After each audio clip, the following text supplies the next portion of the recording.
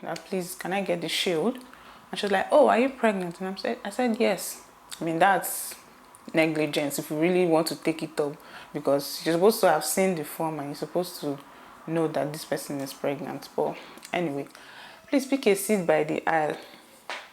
I know we like window, we like to look at the clouds and to do videos and time lapses and all that, but please pick a seat by the aisle. The flight, that's not the time to be trying new things. It's not the time to be trying all these their porero morero, you get me? So stick to what you know. Because hey, what's up guys, welcome back to my YouTube channel. If you're coming across this channel for the first time, you're welcome. Please consider subscribing to my channel, and if you're a returning subscriber, thank you for coming back to watch my videos. Thank you so much. So the major reason for today's topic is because I've gotten several emails on this issue, and I've gotten several messages generally, people asking questions. So I decided to do a detailed video so you can always come back to watch to prepare for travel. And of course, I'm sure you must have gotten the hint from the title. I'm going to be talking about traveling while pregnant. Maybe you're going on holiday or you're actually relocating to another country while you are pregnant. So some of you know one of my first videos on this channel that did numbers was my video when I relocated to the UK while I was 8 months pregnant. So we relocated to the UK last year. At the time I was 8 months pregnant. I know I'm still owing you guys gist of, I've been saying I'll do a whole video, talk about that whole period when we relocated, but yeah, I'll do that eventually. So yeah, we moved to the UK while I was 8 months pregnant. I mean, the plan was never to have the baby in the UK anyway, but the opportunity came, and then who are we to say no to it? I'm not encouraging anybody to relocate to a new country when they are that far in pregnancy, please. But if it just so happens that you have to travel, then you need to know, there's some things you need to know to make life a little bit easier for yourself. You're not supposed to be stressed at this point. You're supposed to be a baby girl. You're supposed to be enjoying yourself and be relaxing. I'm going to kind of share my experience plus give you tips. So if you're interested in this, please keep watching. I'm going to be dividing this video into several sections. I'm going to be talking about the pre-application for the visa part. When you go for your biometrics, when you go for your medicals, your TB test. The second part is between when you've gotten your visa and your trip. So that time frame, there are some things, some very important things you need to do.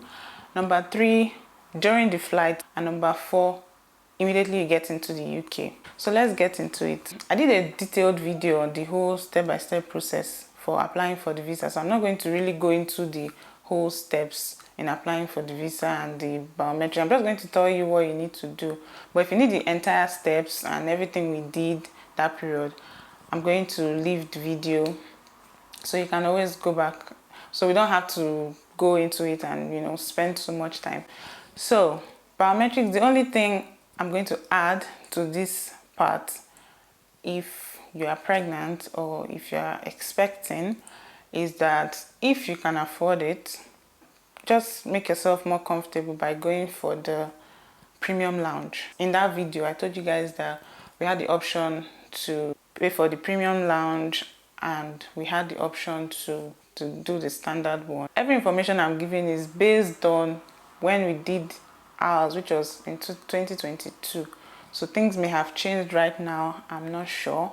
I think at the time we paid 40-something thousand for the premium lounge. So just walk in, do your biometrics, they'll do your capturing, they'll even give you refreshments, you sit down, you drink, and you leave. So you spend 30 minutes or less there. Now let's go to the TB test part. They're going to do an x-ray of your chest, and exposure to x-ray while pregnant is not recommended. Nobody will encourage you to expose yourself to radiation while you are pregnant, especially in your early pregnancy. You have to fill a consent form. Yes, it's not a joke. So they'll ask you, do you want to go ahead with it now, or do you want to wait until after you deliver? I'm sure you and I know the answer to that question. You may not necessarily want to wait, but if you want to wait, there's no problem. You wait till when you have your baby, and then you do your x-ray. But if you are not going to wait, if you don't have the luxury of time to wait, they're going to give you a shield, and this shield, you put it on your abdominal region. You just wear it like it's like an apron you wear on your abdominal region. The essence of this is to protect the baby in the womb from the effect of the x-rays. So if you go for your x-ray or your TB test, make sure you inform the person that is performing the x-ray that you are pregnant. Do not assume that the radiologist already knows. Please say, I am pregnant too. Sing it if you need to. They attend to a lot of people in the day, so they may not really scrutinize your form. I'm not saying it's an excuse. I mean, everybody, you should take your time to do your job, but to protect your own self, make sure they are aware. It happened to me. The lady did not know. She was about to tell me to go straight to the x-ray. I said, please, oh. Because then I was not even showing. My tummy was not out. So that, sorry, that please, can I get the shield? And she was like, oh, are you pregnant? And I said, yes. I mean, that's negligence if you really want to take it up, because you're supposed to have seen the form and you're supposed to know that this person is pregnant. But anyway, so please make sure you sing it out loud that you are pregnant. Now let's go to the second section, which is after you've gotten your visa and when you're preparing for your journey. So number one thing I would encourage you to do is, depending on how soon you're coming to the UK, you may just get a few items, a few baby items, because you never can tell when you come to your new location. You may not really have the time to do shopping. You may not even know where to do shopping. So at least it's best, in my opinion, to just get a few baby items, just maybe 2 or 3 of each, like maybe baby clothes or whatever it is that the baby is going to need. Nothing too serious. I did that too because I didn't want a situation where I'll move and then I would not know where to go shopping, and then with all the, moving alone is stressful, and then having to deal with, oh, where do I buy this? Oh, how can I buy that? And so I would encourage you to just get a few things. If space is not a problem, even if space is a problem, please prioritize. Your baby and your sanity is more important than anything else that you want to carry. So just a few baby items, even if it's one small pack of diapers, buy small lotion, cream, oil, some baby clothes, the onesies, a towel and everything. Just wrap it nicely and just pack it in your bag. It will be very useful to you. Although I still got some extra things, but those other things I bought were just other things that were necessary, like car seats and all those type of things. Another thing you also need to do, please go to your doctor. This is when you are getting very close to your departure. Go to your doctor or your midwife or your hospital, wherever you're attending antenatal. Tell them that they should give you your medical reports, like a detailed summary of the whole activities that have been going on in the pregnancy. And 2, a letter, fit to fly. You need it. Fit to fly document where the doctor is or midwife is basically state your name, state that you are their client or their patient. They'll state how many months gone you are. You'll state your expected date of delivery. They'll state your last menstrual period. They'll state that, oh, this person is fit to fly.